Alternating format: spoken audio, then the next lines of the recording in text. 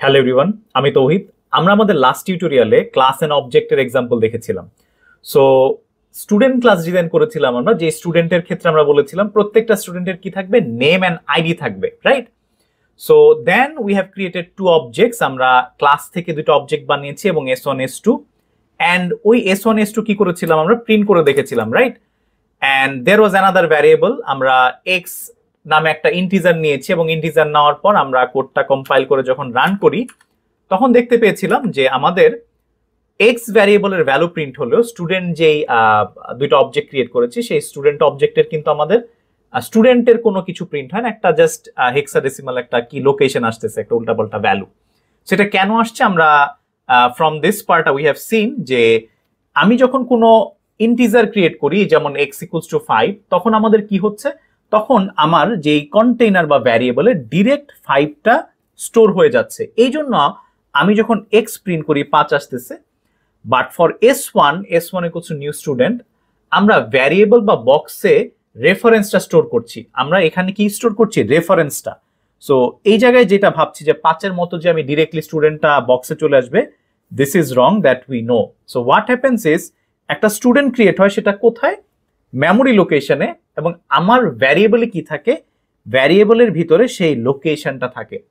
এই জন্য যখন আমরা প্রিন্ট করি তখন আমার লোকেশনটা আসে। ঠিক তেমনি আমি যখন আরেকটা অবজেক্ট ক্রিয়েট করেছি, সেও কি হয়েছে, একটা লোকেশনে ক্রিয়েট হয়েছে। সো লোকেশনটা কি, সেকেন্ড অবজেক্টের জন্য আমরা সেটা ধরে নিয়েছি চিটাগং সিটিজি, এবং সেই লোকেশনটা আমার S2 ভ্যারিয়েবলের ভিতরে থাকে। এবং এই কারণে আমাদের কি হয়, আমরা যখনই কোনো অবজেক্ট ক্রিয়েট করি, সেই অবজেক্টটা ক্রিয়েট করার পর আমাদের এটা অবশ্যই একটা কোথায় ক্রিয়েট হবে, আমার মেমোরিতে ক্রিয়েট হচ্ছে। সেটা কিন্তু ডিরেক্টলি আমার ভ্যারিয়েবলে অবজেক্টটা স্টোর থাকে না, অবজেক্টের লোকেশনটা আমাদের ভ্যারিয়েবলে স্টোর থাকে। সো আমরা একটু সামনের দিকে দেখি যে এই পার্টটা আমরা কিভাবে করব। এখন আমাদের গোল কি ছিল, আমাদের গোল কিন্তু ছিল যে স্টুডেন্টের নাম আর আইডির ইনফরমেশন দেখা, যে কি স্টোর হলো আমাদের ডিজাইনে। এখন এই যে আমরা ডিজাইনটা বানালাম নেম এন্ড আইডি, আমার আপাতত এই লাইনগুলো দরকার নাই। I want to store the name. আমি স্টুডেন্ট যেই S1টা, এই S1 এর নামটা আসলে রাখতে চাই, যে কিভাবে আসলে আমি নামটা অ্যাক্সেস করতে পারি। এখন আমরা নামকে যদি রাখতে চাই, এই যে আমার এটা একটা ক্লাস বা ডিজাইন ক্লাস, এই ডিজাইন ক্লাসে রাখতে হলে আমাকে অবশ্যই কিন্তু বলতে হবে যে আমি যে নাম স্টোর করছি কিসের নাম স্টোর করব, রাইট? আমি কি চাইলে লেটস সে যে ফোনটা দিয়ে আপনার ভিডিওটা দেখছেন বা যে ডিভাইসটা দিয়েই, ওখানে যদি কোনো চেঞ্জ করি, এটাকে আমার ডিজাইনে কোনো চেঞ্জ হয়ে যায়। লেটস সে আপনার হাতে একটা ফোন আছে, let's say iPhone 14 Pro Max। এই আইফোন যে আপনার হাতে আছে, আইফোন ধরেন আপনি একটা ওয়ালপেপার চেঞ্জ করলেন, সেক্ষেত্রে কি সেম আইফোন আরেকজনের যে আছে তার কিছু চেঞ্জ হবে? সেটা কিন্তু অবশ্যই চেঞ্জ হবে না। প্রত্যেকটা ফোনেরই আমার কি ইনফরমেশন স্যার ইন্ডিপেন্ডেন্ট। ঠিক তেমনি এখানে এই যে আমি S1 বা S2 বলছি, তাদেরও কিন্তু নাম বা আইডি এটা কিন্তু দুজনেরটা সেপারেটেড হবে, রাইট? এখন এই কারণে আমরা যদি এই নাম আর আইডিটা আপডেট করতে চাই, আমাকে অবশ্যই এই অবজেক্ট বা ইনস্ট্যান্সের হেল্প নিতে হবে। বিফোর ডুইং দ্যাট, আমরা যদি দেখতে চাই যে আসলে এখানে কি স্টোর আছে, সো সেক্ষেত্রে আমি যদি নর্মালি নাম প্রিন্ট করি, লেটস আমি বললাম নেমে কি আছে দেখি, যেহেতু আমার অবজেক্ট ক্রিয়েট করা ডান, আমার নেম ভ্যারিয়েবলে কি আছে দেখতে চাচ্ছি। সো আমি কোডটা যদি কম্পাইল করি, আমাকে কিন্তু কম্পাইলেশন এরর দিচ্ছে যে আমি নাম দেখতে চাচ্ছি, বাট বলতেছে যে নেম নামে কোনো ভ্যারিয়েবল এক্সিস্ট করে না। দ্য রিজন বিহাইন্ড দিস, আমার যে ডিজাইনের যে কোনো কিছু যদি আমি অ্যাক্সেস করতে চাই, আমাকে অবশ্যই অবজেক্ট বা ইনস্ট্যান্সের থ্রু হয়ে যেতে হবে। আমি এখানে নাম বা আইডিকে কখনোই অবজেক্ট ছাড়া অ্যাক্সেস করতে পারবো না।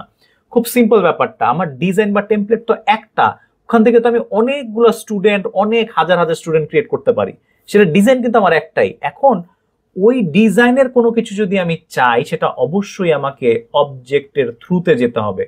এখন যদি আমি জাস্ট দেখতে চাই যে আসলে এই যে নামে কি আছে, আমাদের লিখতে হবে যে অবজেক্ট আমরা ক্রিয়েট করেছি সেই অবজেক্ট ডট যেই জিনিসটা আমরা দেখতে চাচ্ছি, যেমন এখানে আমরা নেম ভ্যারিয়েবলটা অ্যাক্সেস করতে চাচ্ছি, আমি ডট নোটেশন দিব, এবং লেটস সে আমি S1 এর আইডিও দেখতে চাই। সো সেই ক্ষেত্রে আমরা কি করছি, আমরা আইডি লিখলাম এবং কোডটা এখন কম্পাইল করে যদি রান করি, সি নাল আসে। এটা রিজন হলো আমার যে ডিজাইনটা আছে এখন কিন্তু আসলে আমি অ্যাক্সেস করতে পেরেছি। আমার এই যে ডিজাইনটা আছে, এখানের নেমটাও স্ট্রিং, আইডিটাও স্ট্রিং, ডিফল্ট ভ্যালু হিসেবে এখানে নাল স্টোর করা আছে। আমরা যেহেতু কিছু দেই নাই, সো ডিফল্টে নাল আছে, এই জন্য আমার দুইবারই নাল আসতেছে। এবং আমি যদি সেম ওয়েতে স্টুডেন্ট 2 এর ইনফরমেশন অ্যাক্সেস করতে চাই, লেটস সে s2.name এবং s2.id, সেক্ষেত্রে আমরা দেখব যে এখানে আমাদের দুইবারই নাল নাল আসবে। আই মিন প্রত্যেকটা ইনফরমেশনের নাল। এখানে যদি ইন্টিজার হতো তাহলে ডিফল্ট ভ্যালু হিসেবে 0 থাকতো। ওয়েল, আমাদের পারপাসটা কিন্তু এটা ছিল না। আমরা চেয়েছিলাম যে যখনই কোনো স্টুডেন্ট ক্রিয়েট করব তার নাম আর আইডি, আমার প্রত্যেকটা স্টুডেন্টের নাম আর আইডি থাকবে। সেক্ষেত্রে দুইটা স্পেস কিন্তু আমরা পেয়েছি যে নাম আর আইডি রাখার জন্য। So now will update the name and ID. এখন এই যে দুইটা ভ্যারিয়েবল, এই দুইটা ভ্যারিয়েবলের আসলে একটা নাম আছে। আমি এখান থেকে কিন্তু মাত্রই দেখেছি নেম এবং আইডিটাকে কিন্তু আমরা কখনোই অবজেক্ট ছাড়া কি করতে পারবো না, এক্সেস করতে পারবো না। সো এই যে এখানে যে ভ্যারিয়েবলটা আমরা লিখেছি, এই ভ্যারিয়েবলটার অ্যাকচুয়ালি একটা মিনিংফুল নাম আছে, that we call is instance variable. এই ভ্যারিয়েবলটাকে আমরা বলি ইনস্ট্যান্স ভ্যারিয়েবল। সো ইনস্ট্যান্স ভ্যারিয়েবলকে আমাদের অলওয়েজ মাথায় রাখতে হবে, একটা ইনস্ট্যান্স ভ্যারিয়েবলকে কখনোই আমি অবজেক্ট ক্রিয়েট করা ছাড়া অ্যাক্সেস করতে পারবো না। কারণ যখনই কোনো একটা অবজেক্ট ক্রিয়েট হবে তখনই শুধুমাত্র এই ভ্যারিয়েবলটাকে আমরা অ্যাক্সেস বা আপডেট বা মডিফাই বা যে কোনো কিছু করতে পারবো। সো আমাকে অবশ্যই একটা অবজেক্ট বা ইনস্ট্যান্সের দরকার হবে। এখন আমরা চাই যে এই যে আমি কাজটা করছি, আই ওয়ান্ট টু সি যে কিভাবে ইনফরমেশনটা আসলে আপডেট করে। সো আমি যদি আমার যে টেস্টার ক্লাসটা আছে, টেস্টার ক্লাস থেকে যদি ডিজাইন ক্লাসে আপডেট করতে চাই, আমাকে অবশ্যই বলতে হবে যে আমরা কি করতে চাচ্ছি।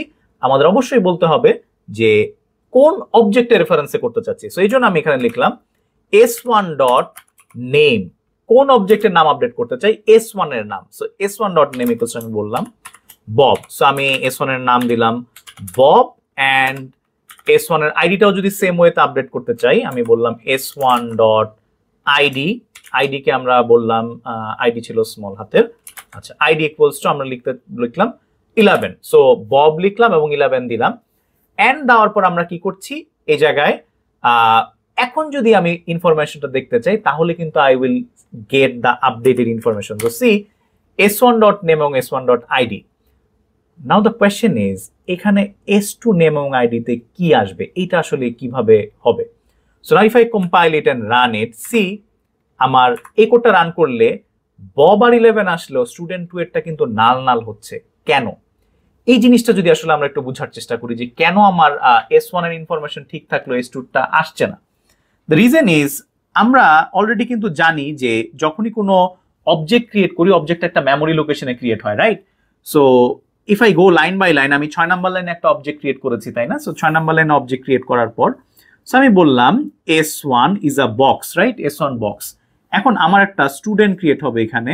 So this is my student, এবং ওই স্টুডেন্টটাকে আমি ধরে নিচ্ছি ঢাকা লোকেশনে ক্রিয়েট হয়েছে, ঠিক আছে? ঢাকা লোকেশনে।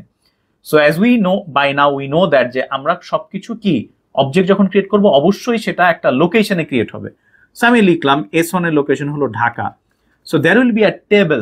আমি যখনই কোনো অবজেক্ট ক্রিয়েট করছি তখন অবশ্যই সেটা আমার একটা লোকেশনে ক্রিয়েট হবে, এবং আমি যদি টেবিল আকারে দেখাই, সো তখন আমার কি থাকবে সে অবজেক্টের, as we can see from the design, ডিজাইনটা যদি খেয়াল করি, ডিজাইনে কি আছে বলা আছে, একটা স্টুডেন্ট ক্রিয়েট হলে তার নাম থাকবে এবং আইডি থাকবে।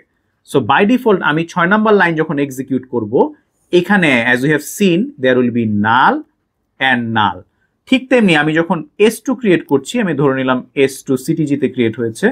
So there is another student ctg, and এই জায়গায় আমার কি আছে, এই জায়গায় আমার কিন্তু সেম দুইটা প্রপার্টি থাকবে। See, as we can see from here, যখনই কোনো স্টুডেন্ট অবজেক্ট আমরা ক্রিয়েট করব তখনই ডিজাইন ক্লাসে এক্সাক্ট যেই ইনফরমেশন গুলো আছে, সেখানে ভ্যারিয়েবল থাকুক বা পরে আমরা মেথড দেখব, প্রত্যেকটা জিনিস কিন্তু সেম হবে। সো আফটার 7 নাম্বার লাইন এই জায়গায় আমার নাল নাল থাকবে। এখন নাল নাল হওয়ার পর in 8 number line, so 8 number লাইনে s1 ডট, সো এই জিনিসটা আসলে very important, s1 dot name equals to আমি লিখছি হলো বব। সো এর মানে কি, এই s1 dot name equals to যে আমরা বব লিখছি, তার মানে হলো we are assigning something in Dhaka location. এই s1টাকে যদি ভাঙি, s1টা কি আমার অ্যাকচুয়ালি ঢাকা আসলে আমরা বোঝানোর জন্য অ্যাজিউম করে নিয়েছি, এখানে অবশ্যই আমরা দেখেছি কিন্তু যে স্টুডেন্ট @ দিয়ে একটা মেমোরি লোকেশন আসে। তো আমি অ্যাজিউম করে নিয়েছি যে ফার্স্ট অবজেক্টটা আসলে ঢাকা লোকেশনে ফর বেটার আন্ডারস্ট্যান্ডিং, বোঝানোর জন্য। সো এই জায়গায় আমার লোকেশনটা আমি ধরেছি Dhaka. So Dhaka dot name equals to Bob, তার মানে ঢাকার টেবিলে এখন কি হয়ে যাবে, নালটা কেটে কি আপডেট হয়ে যাবে, এই জায়গায় হয়ে যাবে আমার বব। ঠিক তেমনি 9 নাম্বার লাইনে s1.id, তার মানে অ্যাগেইন s1.id যখন বলবো ঢাকার আইডিতে বসে যাবে আমার কত, 11। সো সি, একটা ডিজাইন থেকে যে আমি দুইটা অবজেক্ট বানালাম, দুইটা অবজেক্ট কিন্তু কমপ্লিটলি ইন্ডিপেন্ডেন্ট। আমি এই যে নাম আর আইডি ভ্যারিয়েবল কিন্তু আমার সেমই, নাম আর আইডি, কিন্তু এটা ইউনিক হচ্ছে কিভাবে আসলে, কারণ নাম আর আইডি সবারই আছে, সব স্টুডেন্ট নাম আর আইডি থাকবে, বাট ইউনিক কিভাবে? ইউনিক এই কারণে কোনো স্টুডেন্ট একই লোকেশনে ক্রিয়েট হচ্ছে না মেমোরি। আমি যখনই কোনো স্টুডেন্ট ক্রিয়েট করছি সেটা মেমোরির একটা ইউনিক লোকেশনে ক্রিয়েট হচ্ছে। ফর এক্সাম্পল S1 এর জন্য আমরা ধরেছি ঢাকা, S2 যখন ক্রিয়েট করছি সেও একটা ইউনিক লোকেশনে ক্রিয়েট হচ্ছে, আমরা এখানে ধরেছি সিটিজি। ঠিক তেমনি আমি যদি S3 ক্রিয়েট করতাম সেক্ষেত্রেও আরেকটা লোকেশনে ক্রিয়েট হতে হয়তো খুলনা, রাইট?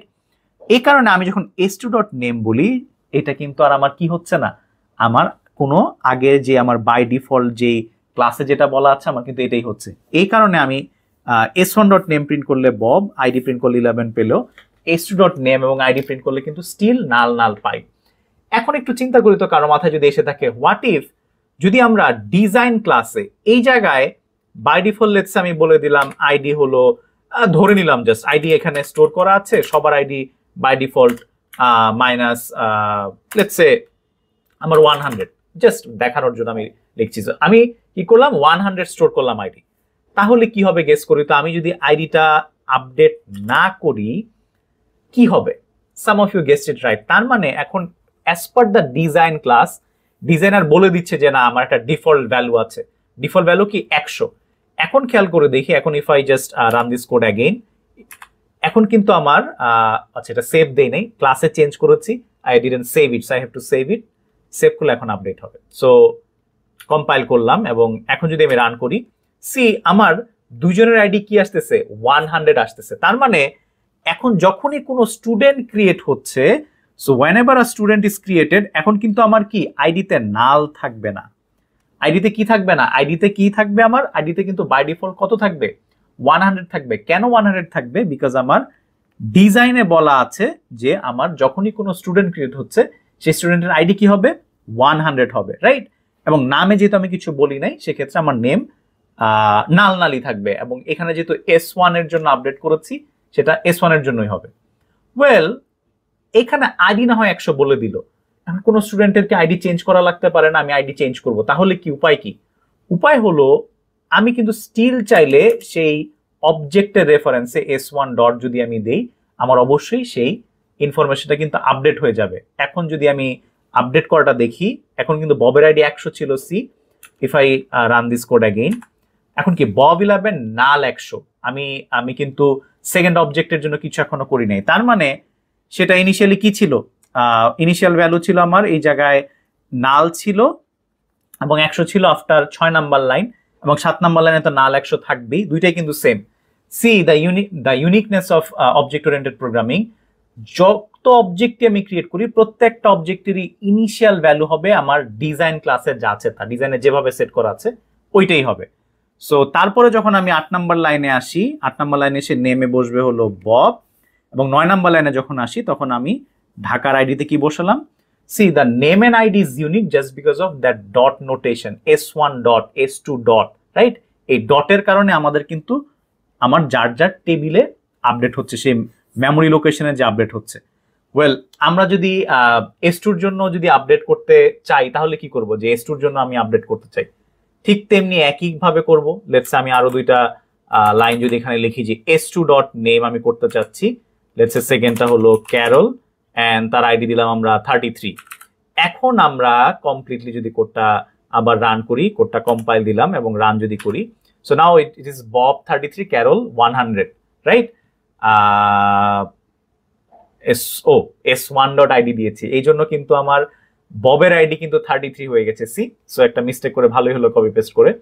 এই জায়গায় আমার S1 ডট আইডি দেওয়ার কারণে কিন্তু প্রথম S1 এর আইডি ছিল 100 বাই ডিফল্ট, তারপরে 11, তারপরে 33 হয়ে গেল। So we can change it, instance ভ্যারিয়েবলকে আমরা চেঞ্জ করতে পারি। So this will be S2, right? If I compile it again and run, so আমাদের Bob 11, Carol 33. So আমরা কমপ্লিটলি দুইটা স্টুডেন্ট অবজেক্ট ক্রিয়েট করলাম এবং ওই দুইটা স্টুডেন্ট অবজেক্টের কি আমার ইনফরমেশন আপডেট হলো। সো এই কোডের ক্ষেত্রে 10 নাম্বার লাইনে কি হবে আমাদের? 10 নাম্বার লাইনে will be updating the second object, right? By default name and 100 থাকলেও আমার এটা কি হবে? নাল কেটে S2 dot name, right, equals to Carol 10 number লাইনে। সো নাল কেটে হয়ে যাবে ক্যারল S2 ডট আইডি, তার মানে চিটাগং এর আইডি তে বসবে 100 কেটে 33। সো আমি যখন 12 নাম্বার লাইনে আসতেছি, so as per the table as we can see, table থেকে আমরা কি করছি? S1 ডট নেম, আমরা এই যে এখানে S1 ডট নেম করলে বব পাচ্ছি, S1 ডট আইডি করলে 11 পাচ্ছি, এবং S2 ডট নেম করলে ক্যারল, S2 ডট আইডি করলে 33।